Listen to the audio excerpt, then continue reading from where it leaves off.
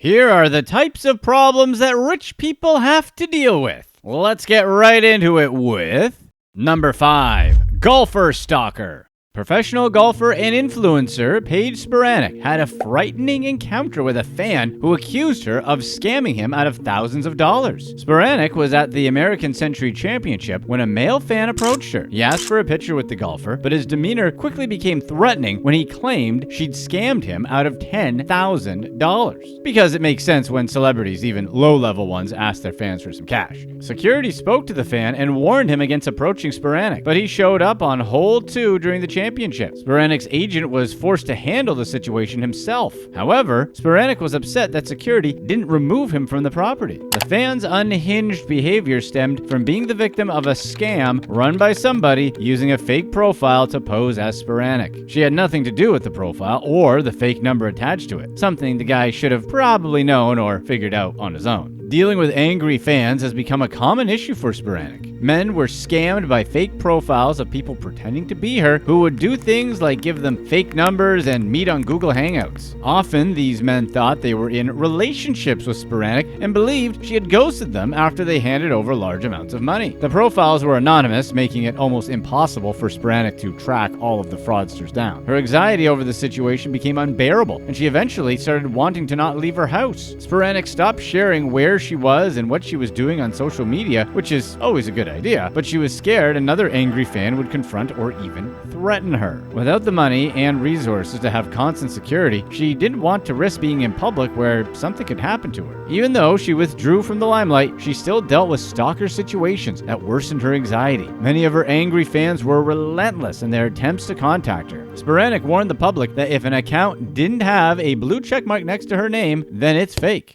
Number 4, down the drain. A Florida car collector lost his brand new McLaren P1 when Hurricane Ian sucked the car from his garage. Ernie likely spent between $1.5 million and $2 million on his yellow and black supercar. Thankfully, it wasn't his only luxury car. If you were worried about his loss, he also owns a Rolls Royce Phantom worth $500,000. Ernie drove the McLaren all the time and filled his social media with photos of his big purchase for everyone to see. He posted pictures of himself driving downtown for brunch and on a Whole Foods run. It's surprising he could even afford those cars if he's shopping at Whole Foods. Ernie's Instagram looked like it belongs to some grandmother who overly dotes on her cats, but instead of cats, it's his McLaren. Florida residents learned that a massive hurricane was on its way and began to prepare for the brewing storm. Ernie hit the supermarket for supplies and, of course, shared pictures of the P1 filled with grocery bags on Instagram. He parked his 2 vehicles in the garage of his oceanfront Naples home. Since his house was so close to the ocean, the damage was unavoidable. Hurricane Ian, a Category 3 hurricane blasting winds between 111 and 129 miles per hour, made landfall and caused extreme damage to the Gulf Coast. Places like Fort Myers and Ernie's hometown of Naples saw the water levels rise 6 feet above the normal high tide. Ernie's garage flooded, and the force of the water sucked his vehicles onto the street. When the high water levels washed away, Ernie found his brand new McLaren propped up by a toilet. Number 3, 007 Superyacht. A large James Bond-themed super yacht sank near a Greek beach after a GPS malfunction led the boat to shore. Nicknamed 007, the yacht was sailing across Greece's Colonna Bay near the popular island Kithnos when it began to tilt on the port side, or the left side facing the bow, and filled with water. The crew made several mayday calls to the Coast Guard, who rescued them and their 5 passengers while the vessel quickly sank into the ocean. They left the boat on a Friday evening, and it was almost entirely submerged by the next day. A Swiss businessman named Sammy Tamman, who sounds more like a Bond villain, owned the ill-fated super yacht. It was 160 feet long and could hold up to 10 passengers and 5 crew. Passengers could enjoy the luxurious finishes on the vessel's interior and exterior, which had its own helipad and the infamous 007 logo painted on its outside. It was the 3rd largest super yacht built by Asian Yachts, who sold it in 2012. An investigation into the sinking revealed that the captain, Mr. Tamman himself, was experiencing a depth issue at the time of the incident, and his efforts to avoid sinking caused him to hit the bottom of the water. It tilted heavily and eventually flipped on its side. The super yacht was made of steel hull and had an aluminum structure. The sinking posed posed an environmental issue that the Coast Guard rushed to address. They worked overnight and put up an anti-pollution perimeter that helped prevent diesel leakage and damage to the surrounding area. Number 2. Unlikely partners.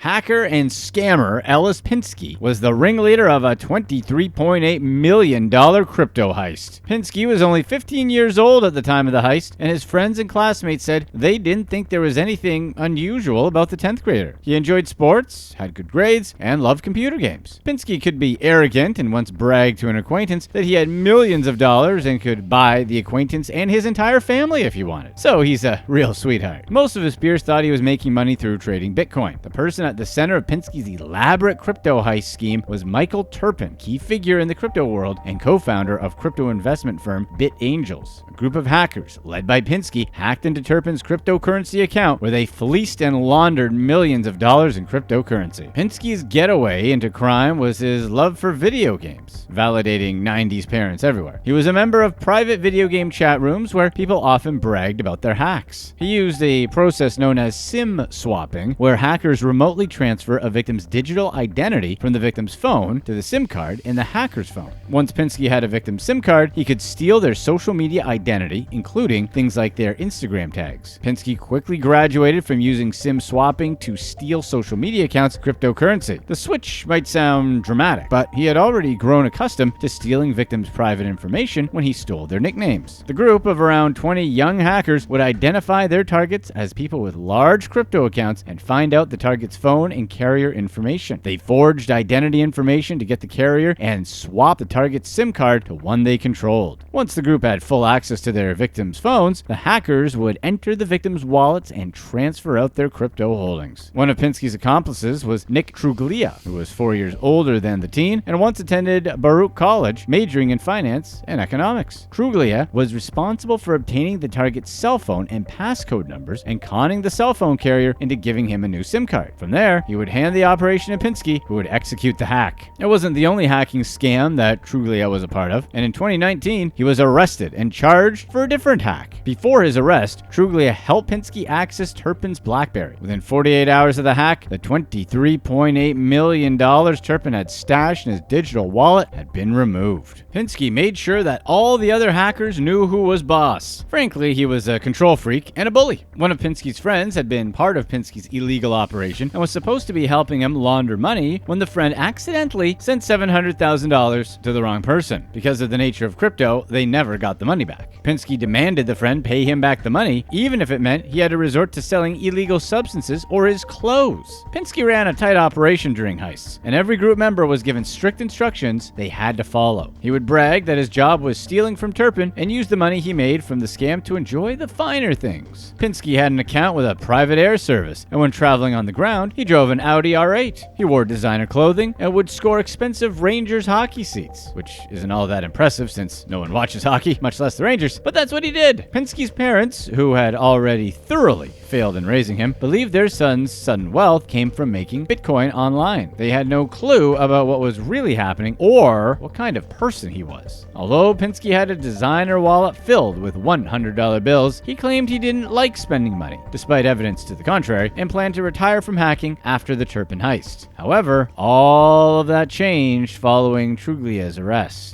An investigation into Turpin's missing crypto revealed Pinsky as the critical player. O'Donnell, one of Turpin's attorneys, listened to recordings of all the hackers involved in the crime, and their conversations made it clear that Pinsky had orchestrated the heist. Since he was still a minor, Turpin's legal team contacted Pinsky's mother. Although her son denied his involvement, shortly after their conversation, he sent Turpin cryptocurrency, cash, and a Patek Philippe Nautilus watch worth over $100,000. Pinsky's actions could be seen as his attempt at repayment, but no legal conditions were negotiated for the cash and the items. Turpin purposefully waited for Pinsky to turn 18 before taking legal action against him so that he could sue Pinsky as an adult. Turpin intended to sue him for damages with the expectation of Pinsky paying back 3 times the amount he stole. 4 years after the crypto theft, Pinsky agreed to pay Turpin a $22 million judgment. A condition of the civil suit against Pinsky is that he testify under oath against AT&T in court as part of a separate suit Turpin filed against the cell phone carrier. Turpin filed a $225 million lawsuit against AT&T for allowing their workers to manually override the system in place to protect his information. Penske claimed to be broke and unable to pay Turpin the $22 million,